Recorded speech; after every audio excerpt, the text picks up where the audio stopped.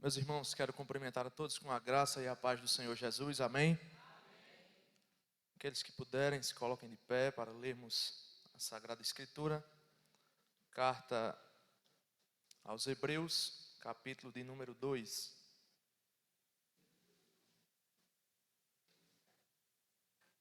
Carta aos Hebreus, capítulo de número 2, a partir do versículo de número 10.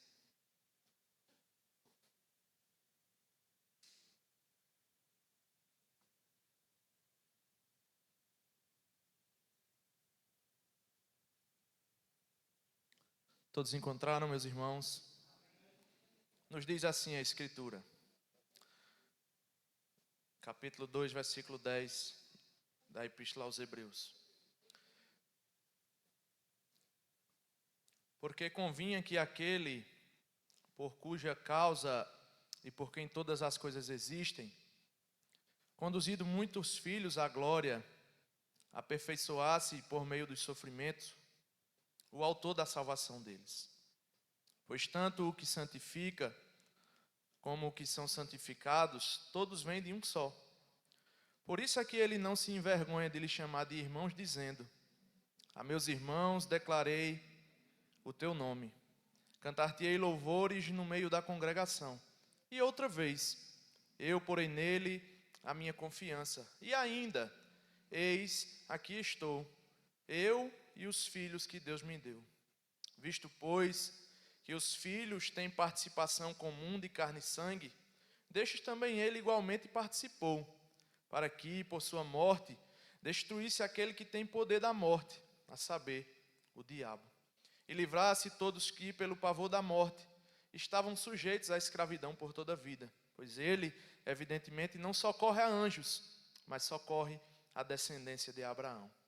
Por isso mesmo, convinha que em todas as coisas se tornasse semelhante aos irmãos, para ser misericordioso e fiel sumo sacerdote nas coisas referentes a Deus e para fazer propiciação pelo pecado do povo.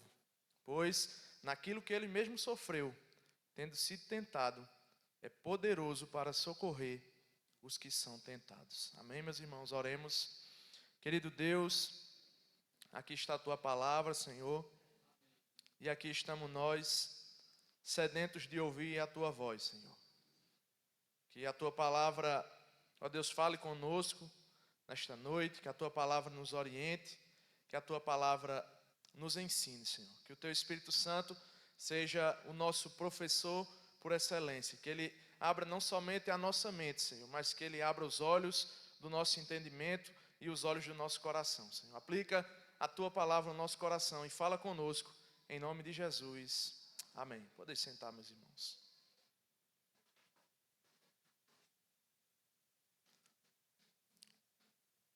Meus irmãos, quando eu leio esse texto de Hebreus, a primeira pergunta que vem à minha mente é a seguinte: até que ponto é confiável ou são confiáveis os métodos de Deus?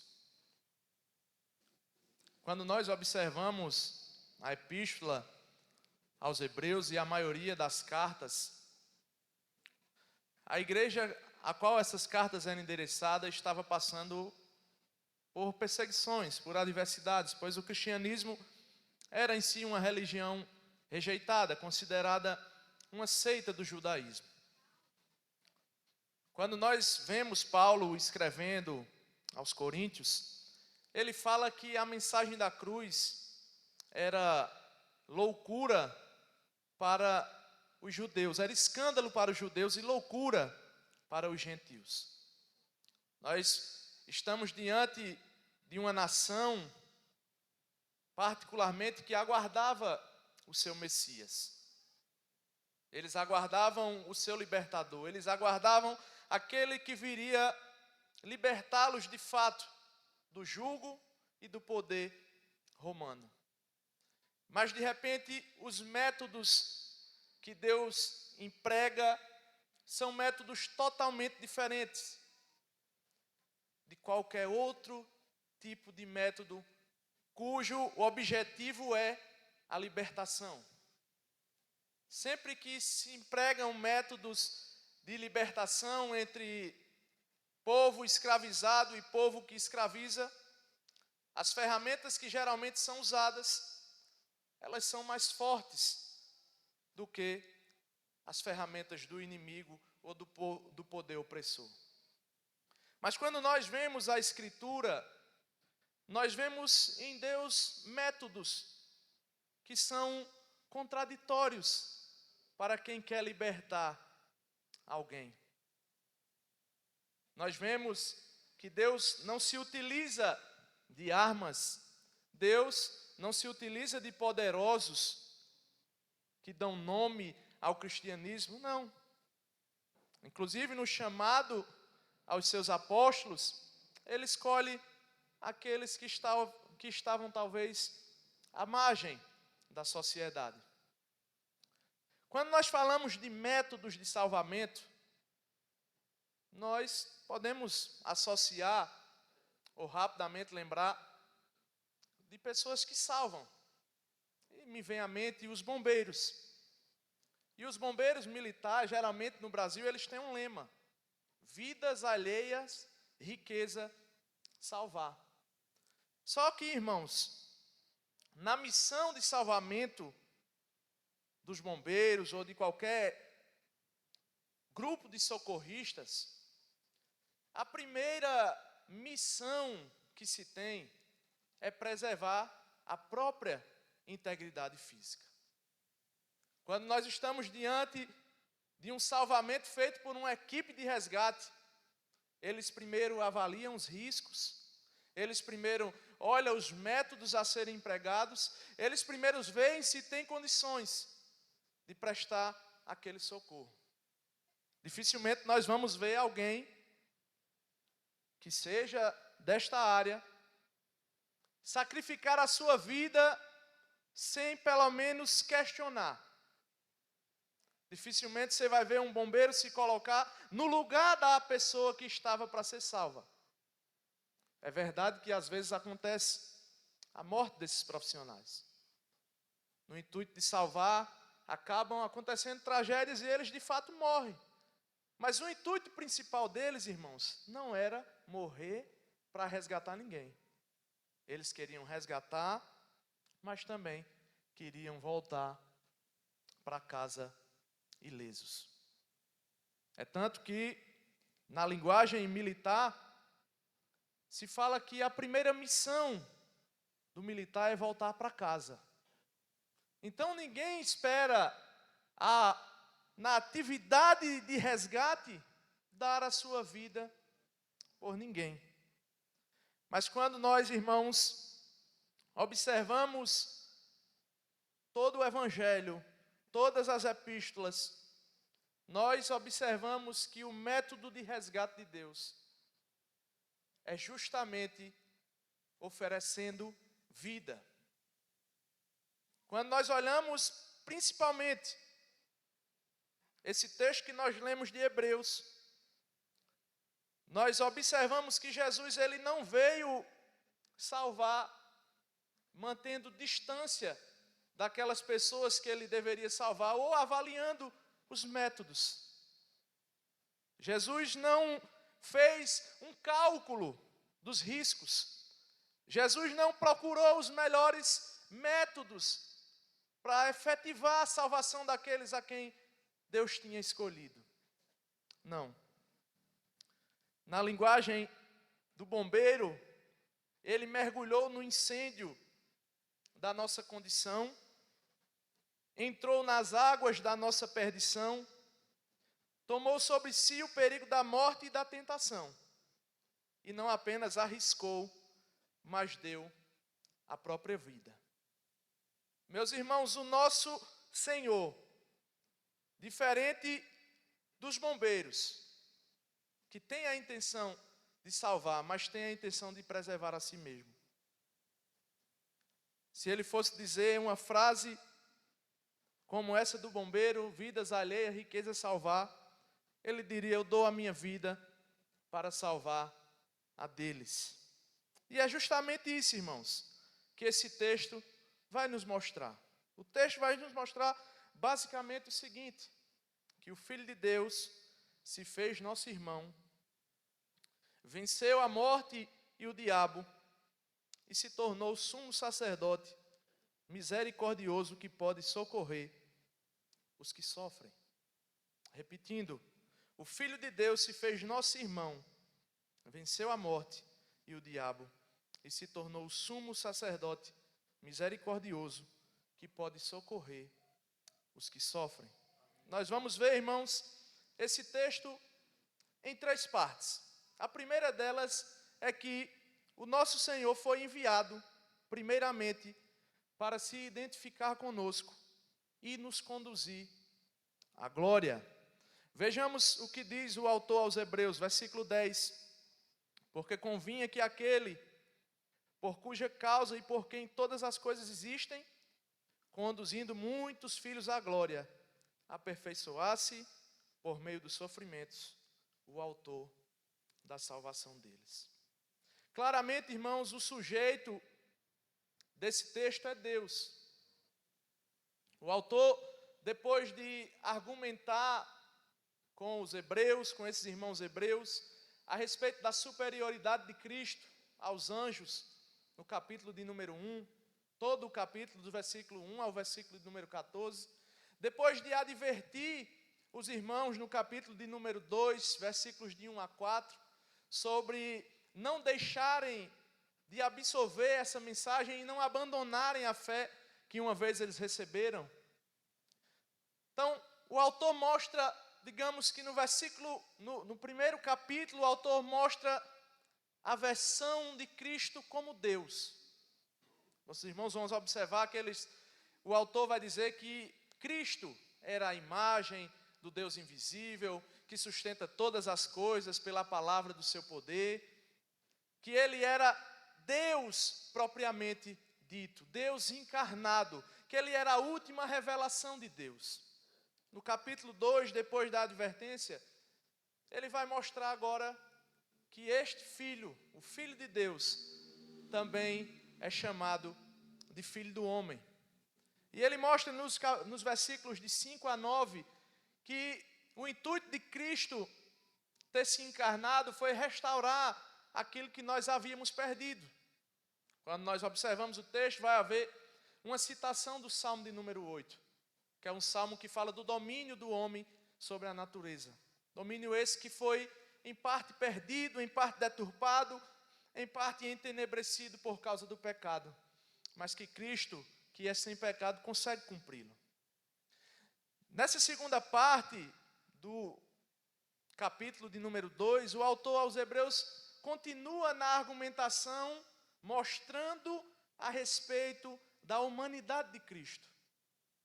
Mas mesmo que ele seja por um pouco de tempo, os irmãos vão ver lá, se voltarmos a alguns versículos, menor do que os anjos, ele ainda tem uma missão que os anjos não podiam cumprir. Se Cristo se fez menor do que os anjos durante o tempo do seu ministério, ainda assim, só ele consegue cumprir aquilo que Deus tinha para o seu povo. E o primeiro objetivo que Deus tinha na encarnação de Cristo era conduzir muitos filhos à glória. Essa glória que eu já disse, havia sido perdida por ocasião da queda. O homem havia tentado meios de retornar, mas não conseguiu. Deus por si proveu os meios. Os irmãos hão de se lembrar que o Senhor mesmo é quem provê os meios instituídos na legislação de Israel para que a própria culpa do povo fosse expiada pelo derramamento da vida, pelo derramamento de sangue, pelo oferecimento de outra pessoa no lugar de quem deveria de fato morrer, que eram os seres humanos. O Filho do Homem veio e através da sua morte, irmãos, ele inaugurou um novo caminho. Quando a Bíblia nos diz que ele é o autor da nossa salvação, a palavra autor aqui talvez ela fosse melhor traduzida por pioneiro ou por capitão. Quando Cristo encarna e quando Cristo por causa da sua encarnação, morre, ele é aquele que inaugura um novo caminho como um pioneiro. Diferentemente das demais religiões, que sempre apontam o caminho para nós chegarmos. Se você fizer isso, você vai ser salvo. Se você fizer aquilo, você vai ser salvo. Se você deixar isso, você vai ser salvo. Conosco, não. O caminho já foi primeiramente trilhado pelo autor da nossa salvação. A única coisa que nós precisamos fazer, irmãos, é andar no caminho que já foi trilhado por esse Salvador. Ele que inaugura essa nova estrada que nos leva de volta à glória que nós perdemos lá no jardim. Ele é o capitão, ele é o comandante que segue vitorioso na frente do seu povo, o primogênito entre muitos irmãos, o inaugurador daquilo que nós chamamos da imortalidade. E ele, irmãos, quando é colocado diante dessa tarefa, o método que Deus usa para aperfeiçoar o filho é o sofrimento.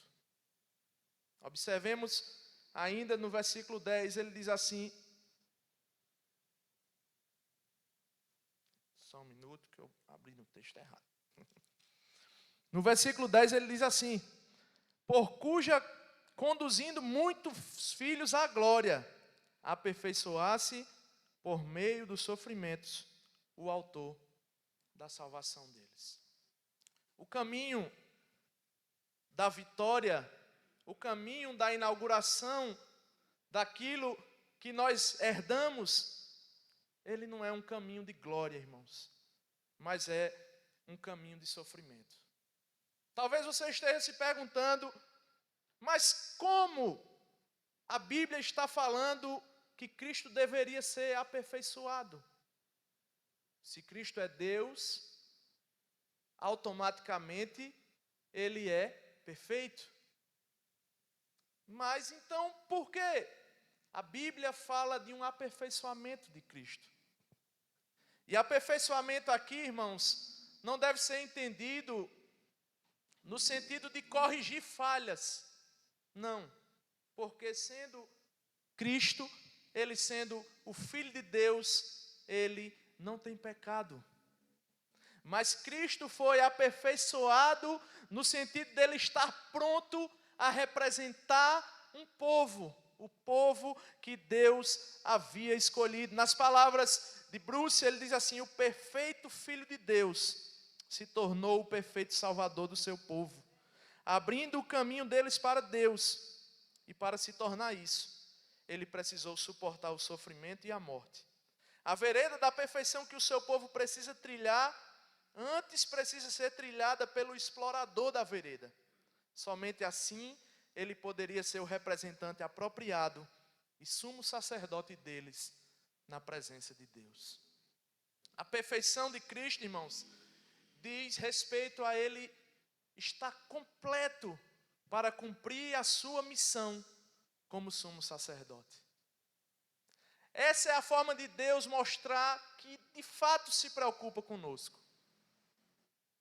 Deus não é somente o Deus transcendente, o Deus dos céus, mas ele é também o Emanuel, o Deus conosco. E para mostrar que ele era Deus conosco, era necessário que Cristo enfrentasse todos os tipos de sofrimento para ser então o nosso perfeito Salvador.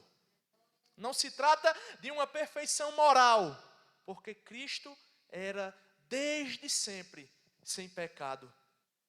Mas se trata sim de uma perfeição no sentido de estar completo para cumprir uma missão. Que essa é a linguagem que geralmente a Bíblia vai usar para a perfeição, sentido de completude.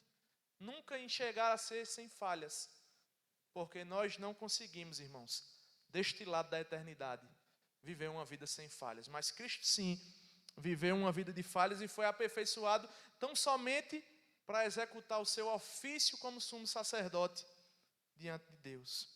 E para mostrar, irmãos, a grandeza da humanidade de Cristo e o quanto Ele se compadece conosco, a Bíblia vai nos dizer assim: pois tanto o que santifica como os que são santificados, todos vêm de um só.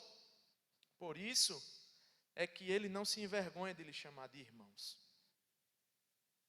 dizendo: a meus irmãos declararei o teu nome, cantar-te-ei louvores no meio da congregação, e outra vez eu porei nele a minha confiança, e ainda, eis aqui estou, eu e os filhos que Deus me deu. Para nós observarmos o tamanho da representatividade dessa humanidade de Cristo, nós poderíamos dizer que o nosso Salvador também é o nosso irmão. Ele chamou os seus discípulos de amigo, mas nós somos os seus irmãos. Assim como ele disse: os meus irmãos e as minhas irmãs e a minha mãe são aqueles que fazem a minha vontade. Nós, irmãos, somos irmãos do nosso Salvador. E para confirmar isso, o autor vai mostrar, ou melhor, vai citar 3 passagens do Antigo Testamento. A primeira passagem que ele cita é o Salmo de número 22, reconhecidamente como um salmo messiânico, que nos primeiros versículos mostra o sofrimento do Messias.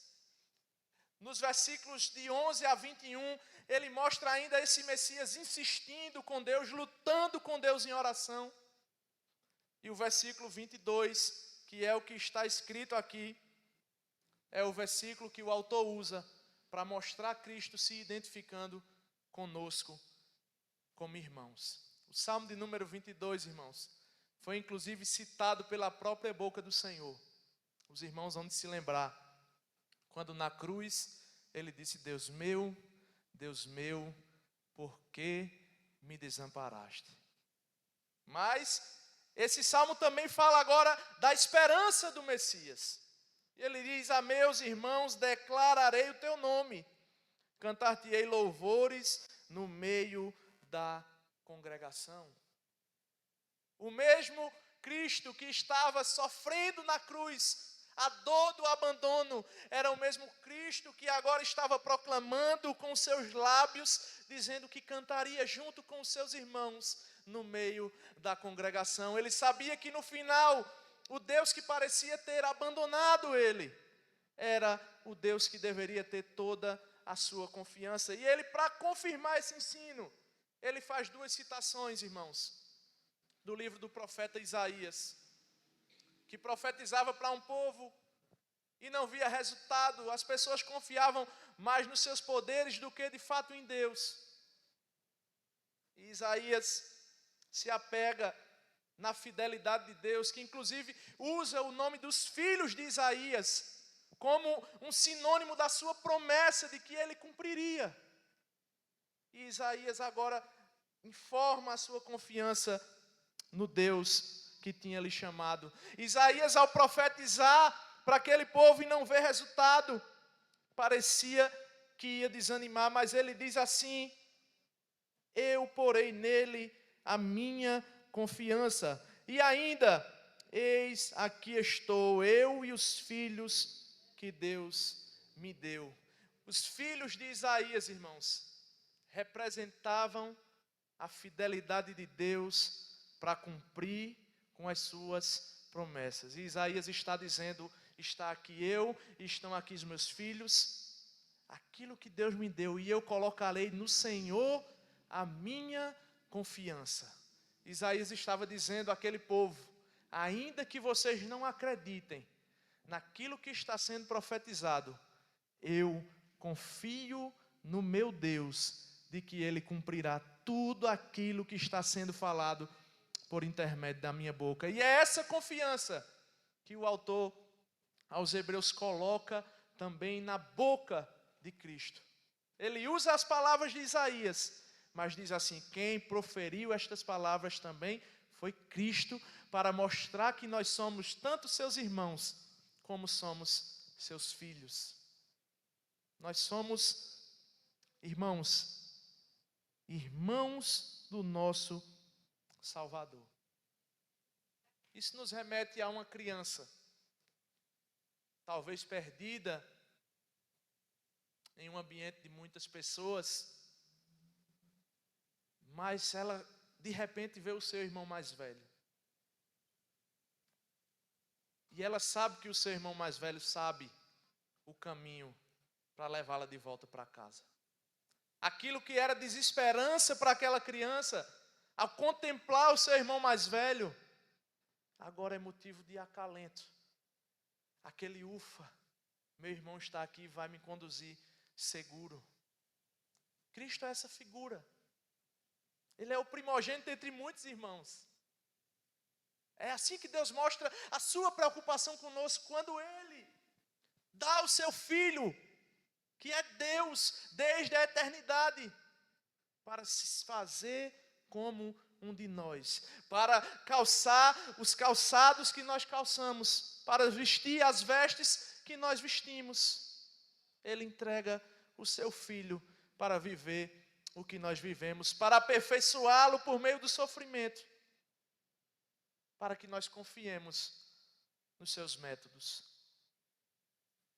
Irmãos, é contraditório para os discípulos do primeiro século ver Cristo na cruz, gritando desamparado, ver os poderes das trevas aparentemente vencendo, mas daqui a uma geração estarem proclamando com todo vigor que o Filho de Deus havia ressuscitado.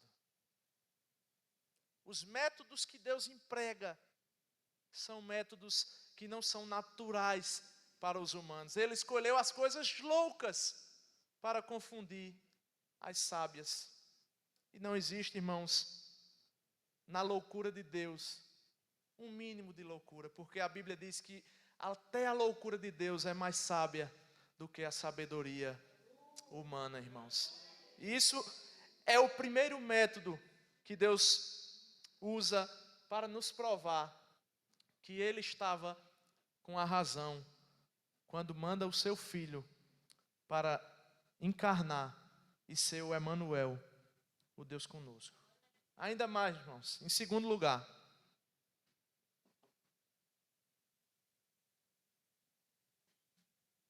além de ser identificado como um de nós,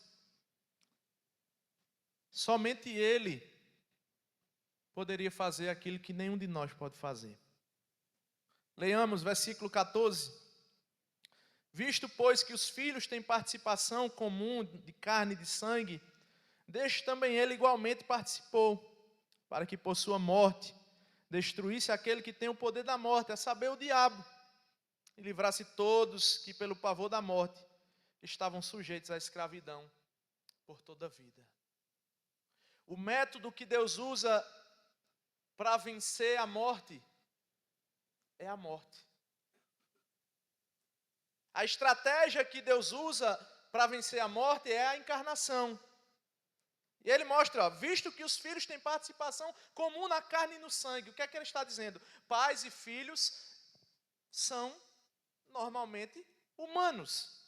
Não existe, irmãos, com todo respeito, pai de pet, mãe de pet e por aí vai. Só é sangue do nosso sangue, filhos da mesma natureza. Do mesmo jeito que tem participação comum na carne e no sangue, Cristo também é igual a nós, carne e sangue. A estratégia que Deus usa é a estratégia natural. Não é um meio extraordinário. Cristo veio pelos meios comuns. É certo que ele foi fruto de um milagre do ventre de Maria, mas Cristo nasceu igual a qualquer um de nós. Ele precisou passar pelo período de adaptação como uma criança.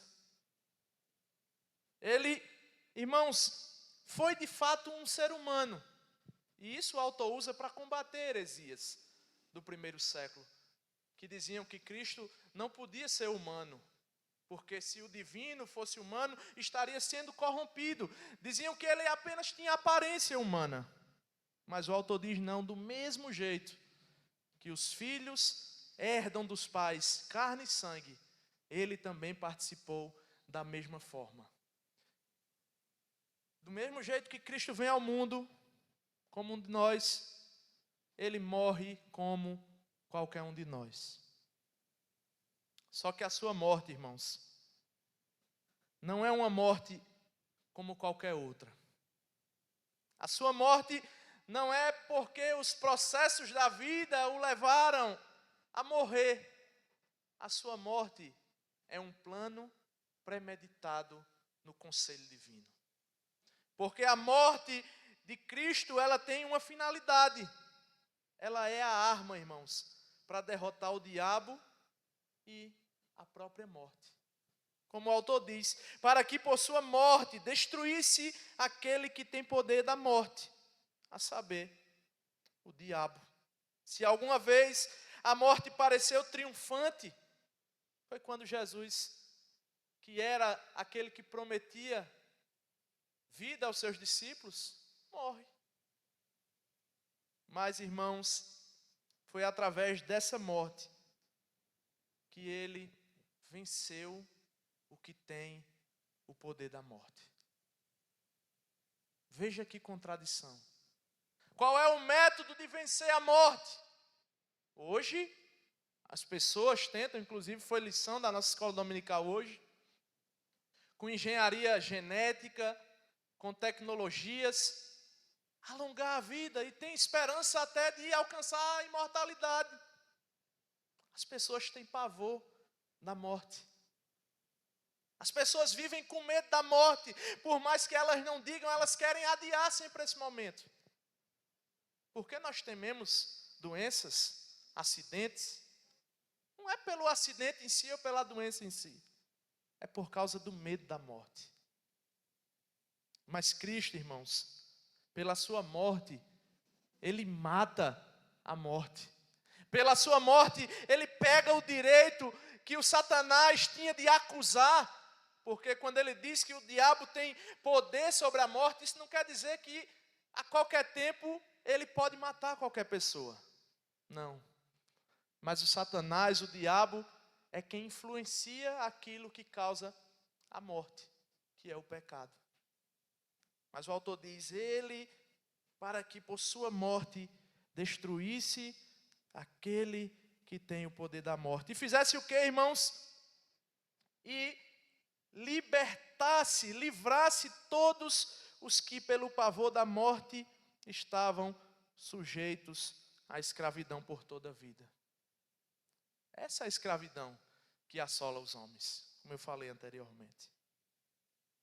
Mas Paulo, na sua linguagem, lá em Coríntios, vai dizer assim: e quando este corpo corruptível se revestir de incorruptibilidade, e o que é mortal se revestir da imortalidade, então se cumprirá a palavra que está escrita: tragada foi a morte pela vitória.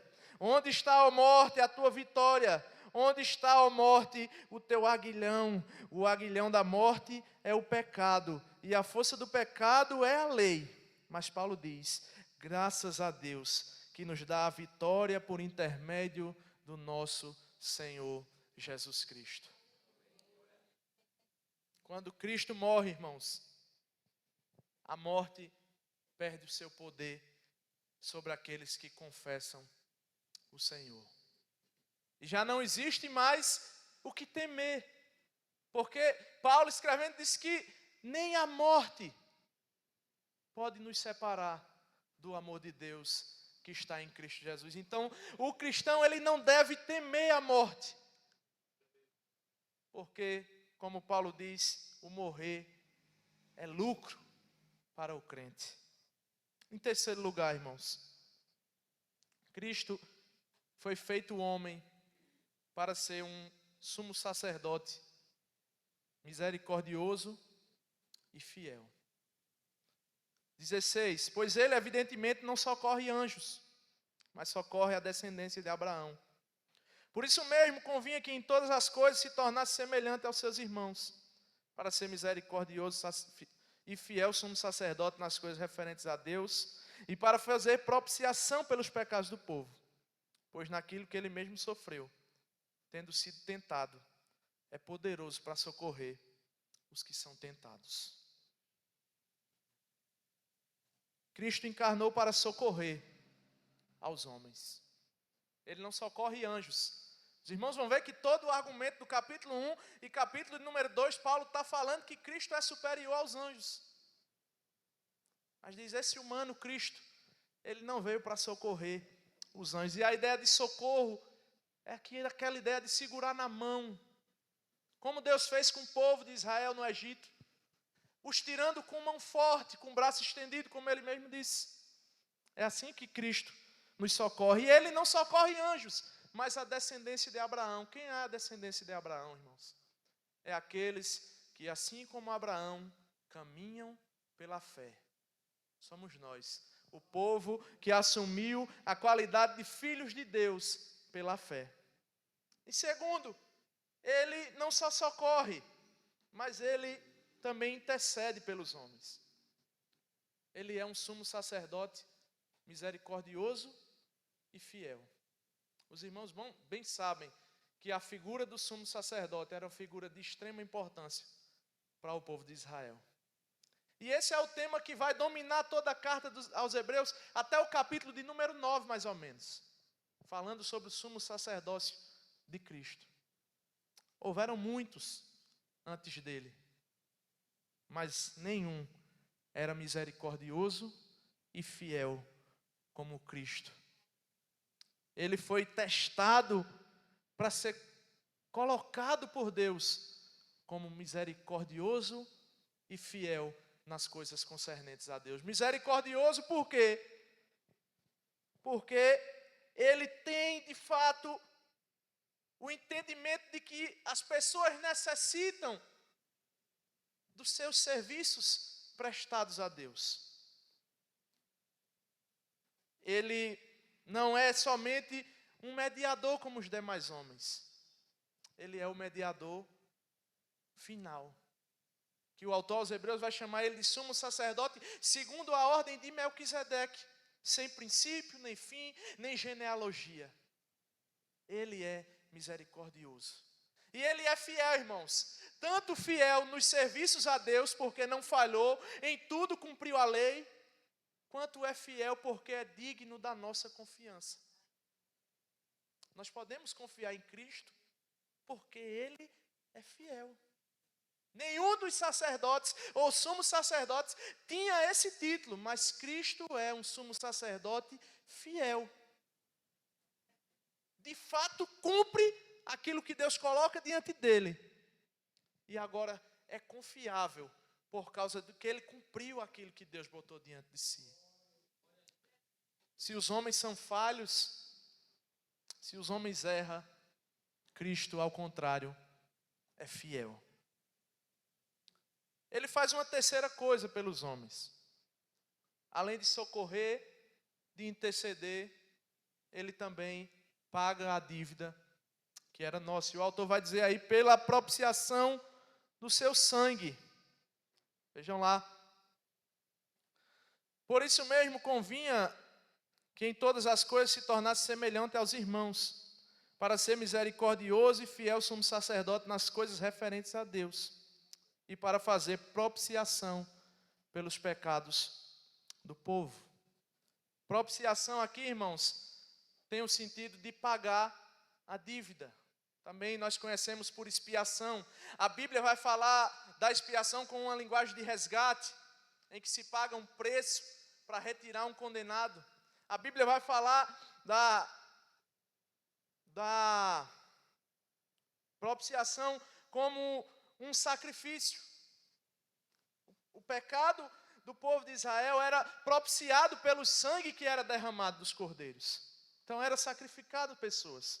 É uma linguagem também de reconciliação, porque quando nós pecamos, a ira de Deus está contra nós. Nós agora somos inimigos de Deus, mas Cristo, quando Ele faz a propiciação do seu sangue, Ele quebra a barreira que estava entre nós e Deus por causa do seu sangue. E agora o nosso pecado está pago. A dívida que era nossa foi cravada na cruz de Cristo, de forma que nós agora estamos sem dívida nenhuma, porque Ele fez a propiciação no seu sangue. E por fim, irmãos, Cristo é aquele que nos socorre nas tentações. Ele sentiu, irmãos, todos os tipos de provação e tentação. Todos. Não tem exceção. Cristo padeceu tudo que nós podemos padecer, irmãos. Cristo foi tentado em tudo que nós podemos ser tentados, irmãos. Nem 1 milímetro a mais, nem 1 milímetro a menos. A única coisa que diferencia Cristo de nós é que Ele não cedeu a nenhuma das tentações que foram colocadas diante dele. Nem tentação do diabo, nem tentação dos seus próprios amigos. Quem não lembra, quando Cristo estava falando da sua crucificação, e Pedro chama ele a um particular e diz: que é isso, Senhor? Que negócio é esse? O Senhor dizendo que vai morrer, que vai sofrer? Pare com essa besteira. E o que é que Cristo diz para ele?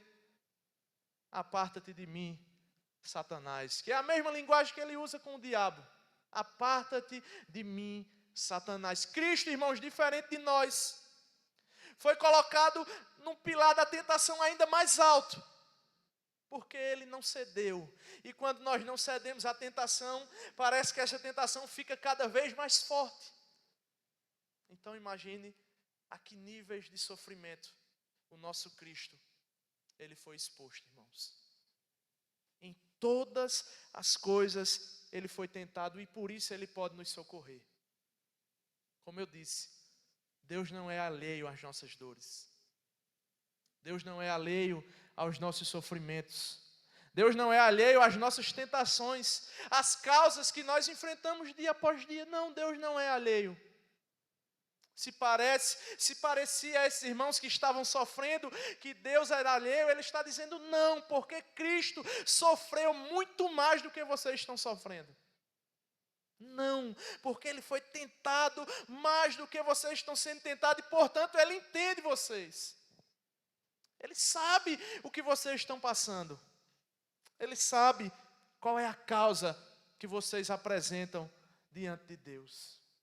Meus irmãos, o nosso Cristo deve ser para nós uma fonte de consolo, de força e de encorajamento.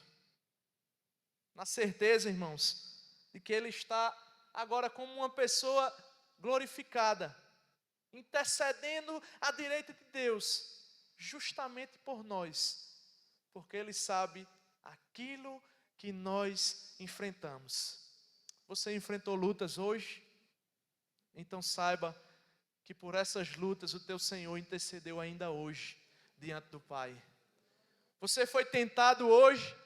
Saiba que Ele é misericordioso para entender as suas fraquezas na tentação. Ele sabe que quando o exterior parece se corromper, Ele intercede diante de Deus, e parece que o nosso interior se renova dia após dia, de maneira que nós conseguimos vencer, irmãos. O nosso Cristo nos socorre nas horas da angústia. Esse talvez seja o foco principal do autor. Mostrar o Deus que está conosco. Algumas aplicações para nós, irmãos. Em primeiro lugar, nós somos parte da família de Deus. Nosso Senhor nos chama de irmãos. Ele é Deus, se fez homem e anda conosco. Ele prometeu que estaria conosco todos os dias. Nossa família é uma família toda de filhos adotivos, mas que somos feitos, sim, filhos de Deus. E uma consequência disso, irmãos, como filhos de Deus, é que nós não somos cidadãos somente desta terra. Nós somos cidadãos de outro reino. Nós pertencemos a uma pátria que não é aqui, que nos espera, o tabernáculo de Deus, a Jerusalém que desce do céu. Porque nós somos, sim, familiares de Deus. E nós devemos, irmãos, ansiar por esta pátria que tanto nos espera, que tanto nos aguarda, que aguarda o dia da consumação, que inclusive a natureza geme esperando por este dia. Segundo, irmãos, todos nós, sem exceção, a menos que Cristo volte antes, teremos um encontro com a morte. Todos nós morreremos. E a morte, irmãos, ela é assustadora. Mas ela é assustadora para quem pensa que só se vive aqui. Por isso que as pessoas querem viver mais. Por isso que as pessoas muitas vezes cuidam da saúde. Não é só, irmãos, a saúde pela saúde, mas é o medo da morte. Mas nós não devemos andar temerosos quanto à morte. Quando você pensar em ter medo da morte, olhe que o seu Senhor entrou nas entranhas da morte e Ele próprio foi o responsável pelo enterro desta morte, irmãos. A morte não é uma ameaça para nós, irmãos. A morte não pode nos separar do amor de Deus que está em Cristo Jesus, irmãos. Então nós não devemos temer. Sabe o diabo, o acusador, que era esse que tinha o poder sobre a morte? O seu poder sobre a morte está inutilizado, porque ele não pode nos acusar. Ele não pode acusar aqueles a quem Deus salvou, irmãos. Ele não pode ameaçar de morte aqueles a quem Deus deu seu Filho para morrer por eles. Ele não tem nenhum direito de chegar diante do juiz de toda a terra e nos acusar mais, irmãos, porque o seu poder foi dominado por causa de Cristo. E eu lhe pergunto nesta noite, você já se sentiu abandonado ou solitário? Jesus pode te entender porque Ele é o homem de dores. Rejeitado e morto pelo seu próprio povo. Você já sentiu a dor de perder alguém que você ama? Jesus pode relatar. Ele chorou pela morte de Lázaro. Já mentiram sobre você? Já contaram alguma inverdade ao seu respeito? Jesus foi traído por um amigo próximo, acusado falsamente pelos sacerdotes e ridicularizado pelos soldados. Você já teve problemas com dinheiro, com escassez? Jesus era pobre e não tinha onde reclinar a cabeça. Você já se sentiu incompreendido por um membro da família? Não é ruim? A própria família de Jesus achou que ele havia enlouquecido. Vou lhe perguntar a última coisa. Você já se sentiu muito estressado? Jesus estava tão estressado, mas tão angustiado no jardim do Getsêmani, que o seu suor transformou-se em gotas de sangue. Nós podemos olhar para qualquer pessoa, irmãos, e dizer assim: você não entende o que eu estou passando. Mas nós nunca poderemos olhar para Cristo e dizer: o Senhor não entende o que eu estou passando. O Senhor não entende a minha vida. O Senhor não entende o meu sofrimento. O Senhor não entende a minha amargura. Não, nós não podemos falar para Cristo isso. Porque o que quer que nós possamos passar, irmãos, o nosso Cristo enfrentou muito mais além. E é por isso, irmãos, que Ele é socorro para nós. Se você tem essas questões, eu diria até que é um direito seu. Mas olhe para esse homem de dores. Olhe para ele como uma pessoa que te entende. Como de fato um irmão mais velho que aconselha, ou como um pai. Você tem o direito de olhar para ele. Talvez você tenha o direito de questioná-lo. Deus não impediu o direito de Jó de questioná-lo. Mas você tem que dar a Deus o direito de dar a fala dele. E a fala de Cristo é mostrando que o seu sofrimento foi por nós. E que não existe, irmãos, mal nenhum sofrer por um pouco de tempo por causa dele. Porque nós somos de outro lugar. Cristo entende. Se você tiver alguma queixa, coloque diante do Senhor. Não tenha medo, porque Ele é misericordioso. Não tenha medo, porque Ele é fiel. Então Ele não vai abandonar você só por causa dos seus questionamentos. Ele é confiável, irmãos. Tem queixas que, se a gente colocar diante das pessoas, elas vão embora. Não é verdade? Cristo colocou queixas diante da multidão e a multidão fez o quê? Foi embora. Mas você pode abrir o seu coração, você pode rasgar as suas vísceras. Você pode contar para Deus o seu pior problema, o seu pior questionamento. E a postura de Cristo nunca vai ser de abandono, mas sempre vai ser de compreensão. Se você já foi incompreendido, se você já foi caluniado, saiba que Cristo não fará isso com você. Ele é o misericordioso sacerdote. Está intercedendo, irmãos, por nós. Está nos guiando, irmãos, até aquele dia em que nada que nos assola nos assolará mais, irmãos. Ele é o nosso Senhor, é aquele que nos guarda todos os dias, meus irmãos. Amém? Vamos orar, vamos ficar de pé.